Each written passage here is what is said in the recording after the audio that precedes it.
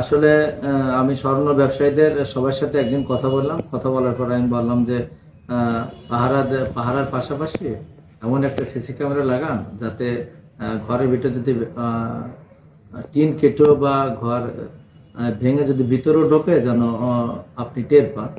আমার এই কথা প্রেক্ষিতে আজকে যে চোরটা ধরছি, এই চোরটা হচ্ছে একটা স্বর্ণ দোকানে ঢুকে গেছে। পুরো দোকানে স্বর্ণ সে অলংকার একটা ব্যাগে নিচ্ছে, ব্যাগে নিয়ে সে চলে যাবে। কিন্তু ইতিমধ্যে যে সময় ঢুকছে ক্যামেরার সামনে চোরটা যে সময় আসছে ওই সময় মেসেজ গেছে এই দোকানের যে মালিক, স্বর্ণকার যে মালিক, পরবর্তীতে আমাকে ফোন করে, তারপর 999 ফোন করে, আমি এখান থেকে পুলিশ প্রেরণ করি। যেহেতু আমরা মেসেজটা পাই সিসি ক্যামেরার কারণে, যেহেতু ভালো সিসি ক্যামেরাটা ছিল, ওই যে সময় নোটিফিকেশন চলে যায় তখনই সে দেখে যে না আমার দোকানে কে বা কে ঢুকছে।